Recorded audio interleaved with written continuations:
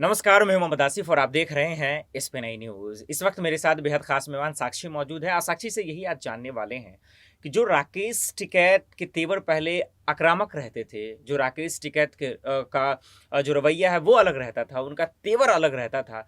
अचानक से ऐसा क्या हुआ कि उनके तेवर में बदलाव आ गया?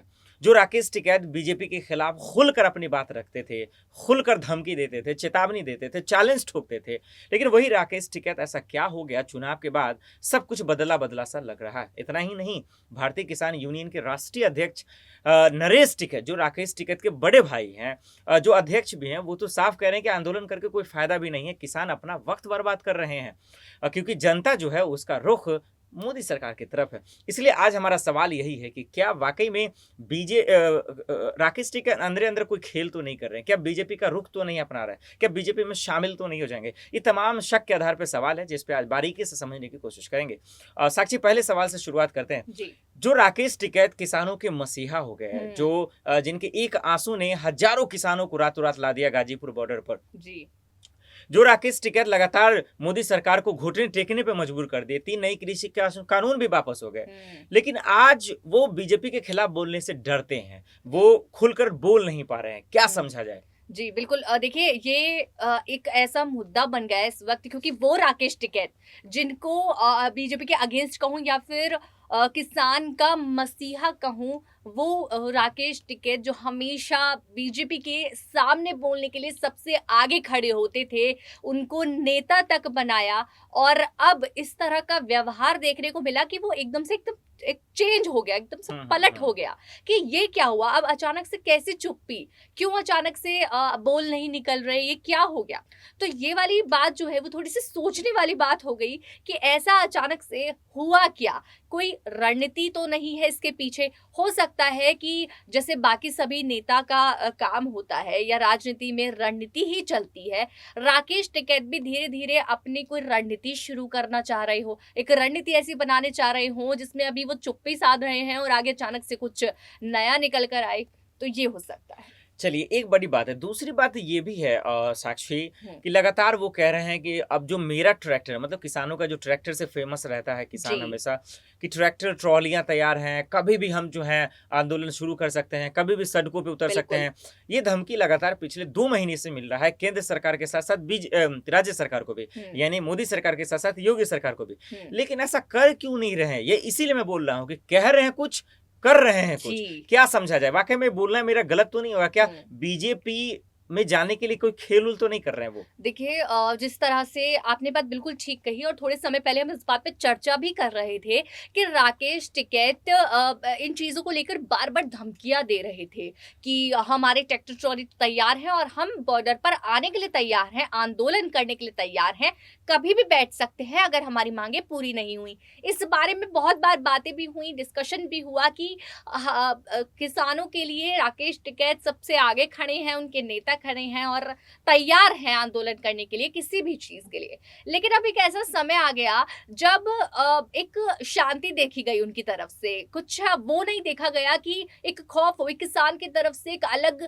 चीज़ राकेश टिकैत को नहीं देखा गया। अब कहीं न कहीं ये चीज़ें इन चीज़ों को भी तरफ इशारा करती हैं जिस तरह से आपने देखा कि ये जो बीजेपी सरकार है कुछ एक्शंस बहुत जल्दी लेने लगी है। कई चीज़ों पर एक स्ट्रिक्ट एक्शंस हों या फिर और भी बड़े एक्शंस आपने देखे हैं चाहे बुलडोज़र को लेकर हो, होने हुँ। लगे हैं। बुलडोज़र का जब ज़िक्र कर रही हैं तो जी। यहाँ से एक सवाल ये भी आ हाँ गया जी। कि राकेश टिकैत ने जो जहांगीरपुरी में बुलडोज़र चला, जी। यूपी के कई जगहों पे बुलडोज़र चला, जी। उसको देखने के बाद राकेश टिकैत ने ये भी कहा कि बुलडोज़र का जो मेन मुकाबला है वो हुँ। तो ट्रैक्टर से होगा, यानी फिर धमकी दे रहे हैं। लेकिन फिर हाँ। हो नहीं रहा है ऐसा। हाँ। यानी कह रहे हैं कि ट्रैक्टर मुकाबला करेगा, यानी किसान मुकाबला करेगा बुलडोज़र से, वो जवाब देंगे। जी। क्योंकि वो कह रहे हैं कि आज जो बुलडोज़र है वो गरीबों पे चल रहा है, अमीरों पे नहीं चल रहा है। हुँ। फिर वो कर क्यों नहीं रहे, ये मैं पूछना चाह रहा हूँ। तो फिर जी। बुलडोज़र को लेकर भी उन्होंने ऐसा बयान दिया, तो इसको किस तरह देख रहे हैं? बिल्कुल, देखिए बात उन्होंने इस वक़्त जो कही वो बुलडोज़र को लेकर जब उन्होंने ये बात कही कि जिस तरह से बुलडोज़र चल रहे हैं, हो पहली बात तो वही चीज़ थी जो मेरा कहना था कि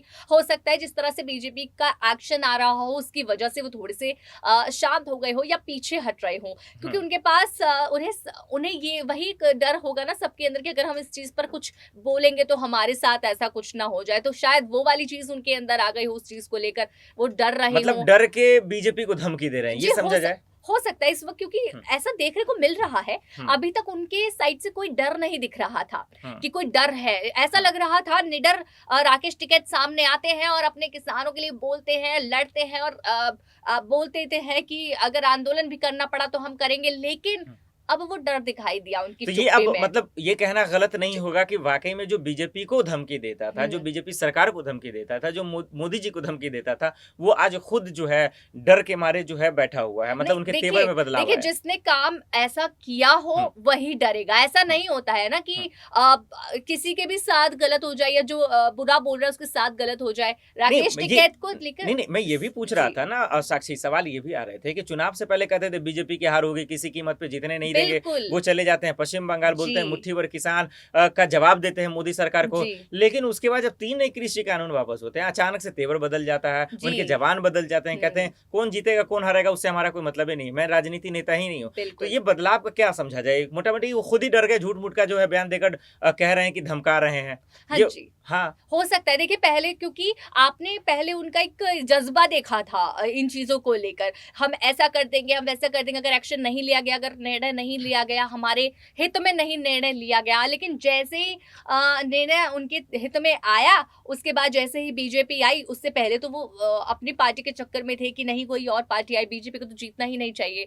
बीजेपी के जीतने के बाद तेवर से बदल गए हैं, वो देखने को मिले हैं, वो डर हुँ। देखने को मिला है। तो यही बात आ रही है कि अगर हम अंदाजा लगाएं कि ऐसा क्या हुआ होगा कि इतना अलग रिएक्शन और इतना चेंज आना, एक जज्बे से बिल्कुल थोड़ा सा सहमे सहमे हो जाना, कुछ भी बात बोलने से पहले सोचना। वरना वो हुँ। सोचने वालों में से नहीं है राकेश टिकैत। जब भी कुछ बात बोलते हैं वो बिना सोचे समझे वो बोलते हैं, और वो ये बात कहते भी हैं कि हुँ। मैं बिल्कुल जो मेरे मन में है मैं वो बोलता हूँ, कुछ मन में नहीं रखता। लेकिन इस वक्त सब चीजें ऐसी, ठीक है। बहुत सी चीजें हैं। चलिए एक आखिरी सवाल की रुख कर रहा हूँ छोटा-सा ही सवाल है। जी। क्या आपको लगता है साक्षी कि इतने बदलाव के बाद 3 नए कृषि कानून भी वापस आ गए हैं, 5 राज्यों में से 4 राज्यों में बीजेपी की प्रचंड जीत भी हो गई।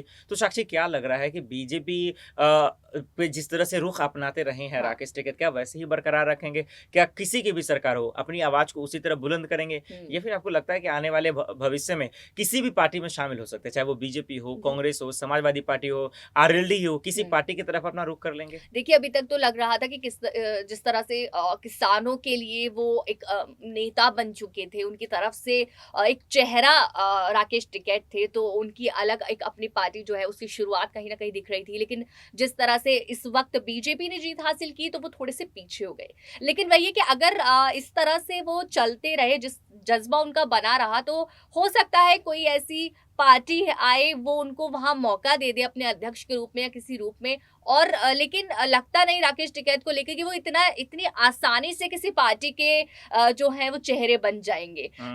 राकेश टिकैत जिस तरह से एक अपनी पार्टी, अपना अलग रूप लेकर आए हैं, पीछे किसानों को लेकर आए हैं, एक नेता बनकर आगे आए हैं, तो लगता नहीं कि वो किसी पार्टी को जॉइन करेंगे। लेकिन वही देखने हुँ। वाली बात होगी कि राकेश टिकैत किसकी ओर जाते हैं और राकेश टिकैत अब कैसा एक्शन लेते हैं। कैसा एक्शन लेते हैं? जी। कहते हैं कि हालात इंसान को बदल देता है और वही चीज़ राकेश टिकैत के अंदर देखने को मिल रहा है। देखना होगा कि आखिर उनको लेकर जो तमाम सवालों पे हम सबने विस्तार से बातचीत किया आप दर्शक क्या सोचते हैं? क्या वाक़ई में किसी पार्टी की तरफ रुख कर लेंगे राकेश टिकैत या फिर उनके तेवर में जो बदलाव हुआ है उसको लेकर आप क्या सोचते हैं? हमें कमेंट कर ज़रूर बताएँ।